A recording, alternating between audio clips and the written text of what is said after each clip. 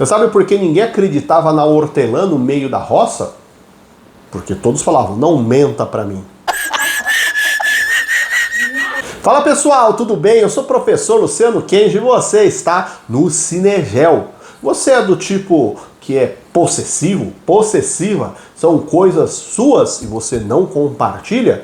A partir dessa pequena besteira que eu estou falando aqui, a gente pode pensar no conceito de propriedade. E o filme de hoje leva tão a sério, ou não, a questão da propriedade, que vai falar de um casal que mesmo depois de morrer, não está afim de perder a sua, no caso, o seu imóvel.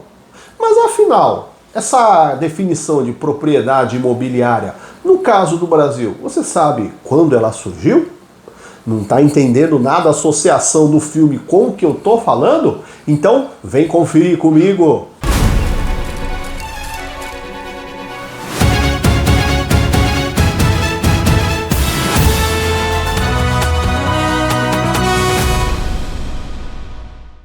Os fantasmas se divertem. Beetlejuice, filme de 1988, dirigido por Tim Burton, protagonizado por Alec Baldwin, Geena Davis e Michael Keaton. O filme conta a história do casal Adam e Barbara, um casal que vive em uma grande casa interiorana, em uma área verde, e sofrem pressão de uma corretora imobiliária para que aceitem propostas para colocar sua casa à venda, visto a grande procura de interessados em imóveis na região e o fato do casal não ter filhos, sendo então indicado pela corretora como uma casa ideal para uma família maior e que eles podem ser felizes em uma moradia de dimensões menores, que seja mais, vamos dizer assim, adequada para o seu nicho familiar.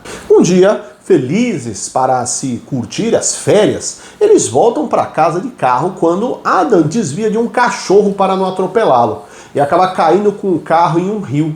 Em alguns minutos, o casal se dá conta de que eles morreram no acidente, mas seus espíritos estão na sua tão amada casa, de onde inclusive eles não conseguem sair, pois ao tentarem abandonar os domínios do imóvel, eles caem em um mundo estranho, ao invés de saírem para fora de sua casa.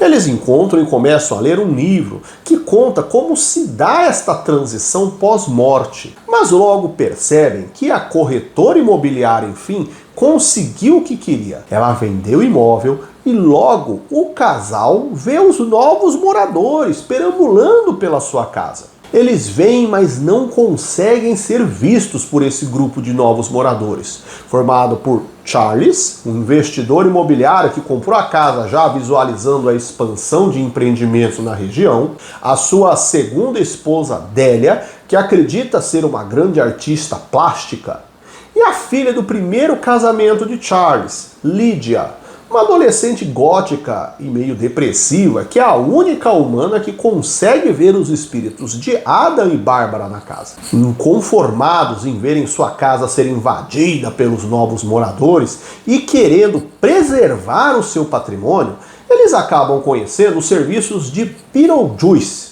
que se apresenta como um bioexorcista, um espírito amalucado que se apresenta para o serviço de preservar a moradia do casal. No caso, assustando estes tais novos moradores. Esse filme não se passa sequer em área rural, nem retrata a realidade do Brasil.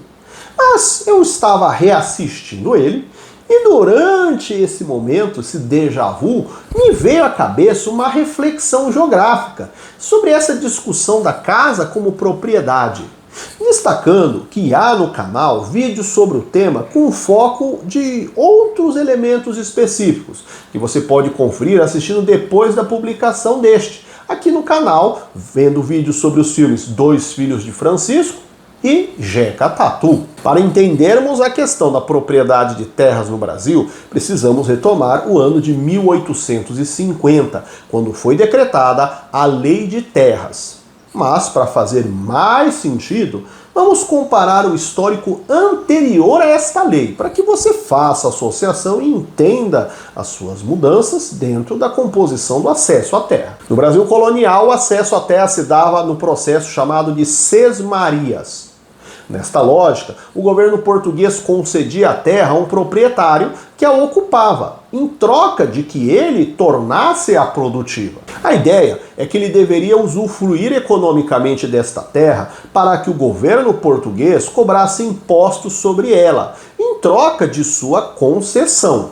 O termo sesmaria, inclusive, vem da ideia de sexta parte, pois o valor era calculado a partir de 1/6 dos ganhos obtidos da produção da terra.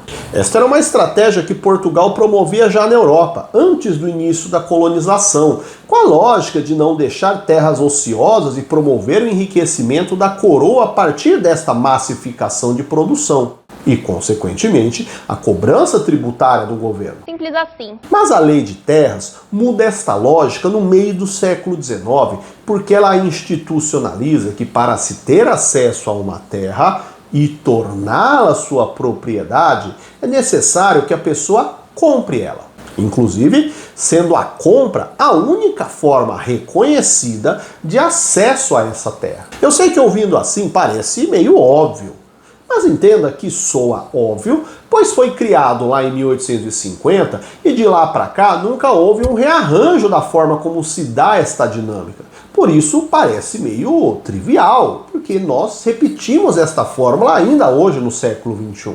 Até hoje, se nós queremos comprar uma terra, na verdade qualquer tipo de imóvel, seja ele rural ou urbano, a via de acesso é o dinheiro, é o pagamento financeiro em troca dela. Mas esta mudança nos planos do governo brasileiro tinha no contexto de época do país a resposta para justificar o porquê de tais mudanças.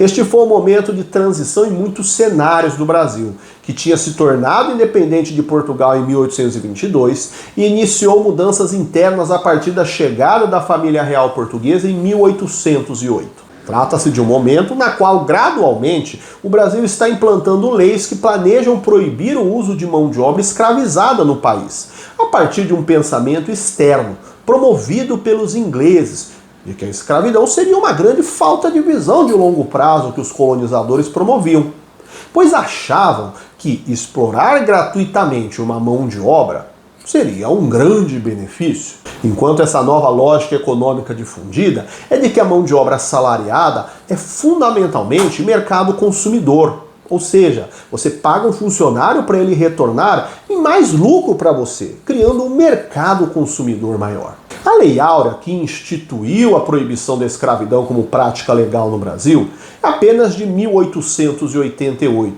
Mas até chegar na sua assinatura, há outros momentos que já indicavam esta tendência do governo brasileiro, como a Lei do Ventre Livre, que definia que crianças nascidas de mulheres escravizadas não poderiam ser postas em escravidão. Ou também a Lei do Sexagenário, que concedia cidadania ao escravizado quando ele completasse 60 anos. Essa é uma lei que pouco mudou a dinâmica da população escravizada, pois pelas condições e os maus tratos no processo de trabalho, pouquíssimos atingiam esta idade. Além da alforria que vendia a cidadania a partir do pagamento da libertação da escravidão. Ou seja, neste cenário de já se visualizar a transformação social do Brasil com o fim da escravidão, o governo promulga a Lei de Terras como uma ação que dificultaria o acesso a ela terra para as pessoas que ganhassem a sua liberdade saindo do regime de escravidão, ganhando a sua cidadania, e também para os agricultores pequenos e de baixa renda. Com a determinação de que o acesso se dá via compra, agora há um impeditivo óbvio para se conceder terra a um proprietário que pudesse ser uma concorrência para o já consolidado agricultor influente no Brasil. E até por questões raciais, para não se permitir a indesejada expansão econômica de proprietários negros no Brasil. A Lei de Terras criou o padrão da forma de se obter terra como propriedade no Brasil. E é consenso de que foi fundamental para explicar a estrutura fundiária atual, que é definida como latifundiária, ou seja, com muitas terras concentradas nas mãos de poucos proprietários, enquanto a maior parte da população rural, somando-se todo o seu montante de área, somando-se toda a sua área de produção, resulta em pequenas concentrações, pequenas áreas de produção. E aí, você já assistiu Beetlejuice? Você gosta desse filme? Você já tinha parado para pensar nessa associação? Deixa seu comentário aqui. Se gostou, dá um joinha, compartilha com os seus amigos. E a gente se vê no próximo vídeo. Até mais, tchau, tchau!